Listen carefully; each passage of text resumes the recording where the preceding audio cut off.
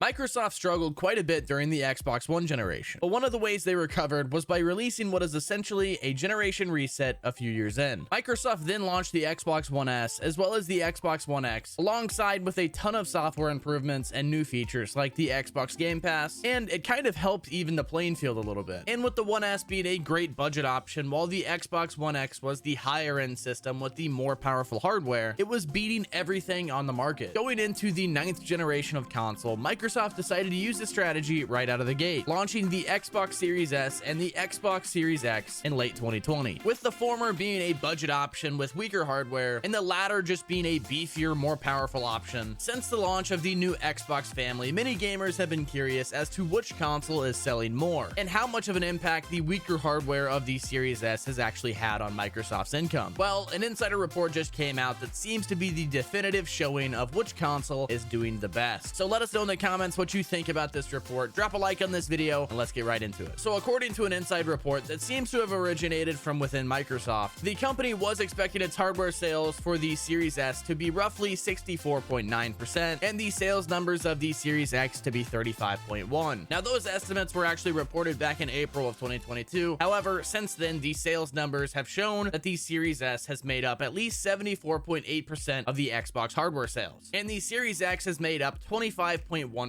This means the Series S sold almost 10% more than Microsoft was expecting, which sucks because not nearly as many people were buying the higher end option as they were hoping. So what does this mean? Well, for one thing, it means if you hear people talking on social media about how much of a failure the Series S has been, you know it's not true. The Xbox series of consoles has reportedly sold over 21 million units as of July of 2023, and if almost 25% of those consoles were the Series S, it's safe to say that Microsoft is doing something right. It seems that a lot of people are totally willing to go with the budget option of this console generation, and that's not surprising given how expensive these systems like the Xbox Series S and the PS5 are, especially when you compare that to the previous generation of gaming hardware. And it seems a lot of gamers just don't want to put $500 on a gaming console, especially a console that just struggles to hit 60 FPS. So it shouldn't be surprising that the budget console is doing so well compared to its higher end brother. There has been a decent amount of discussion online recently regarding whether or not the weaker hardware of the Series S is good for the industry. And from a developer standpoint, many major releases have to take a serious performance hit in order to get it up and running on Microsoft's lower end console. And a lot of the biggest games this year were heavily pushed back as a result of the hardware limitations on the Series S. The success of the Series S also raises some very important questions about the future of the Xbox platform. If Microsoft ends up doing a mid-generation console refresh similar to the rumored PS5 Pro, will they replace the Series S with something more powerful? Like maybe Microsoft will drop the Series S Pro, or are they going to stick with the budget hardware option in order to maximize the number of people in the Xbox ecosystem? There's a lot of value for Microsoft in having the cheapest 9th generation console, especially it also gives owners access to Game Pass, but how cheap is Microsoft willing to be during this generation? If the budget Series S hardware continues to cause technical issues for many AAA games, will they replace it with something more powerful at the potential risk for losing their status as the budget option? There's a lot of give and take when it comes to providing a budget option for gaming, and I think a lot of the issues with the Series S comes from the fact that Microsoft insists on content parity between it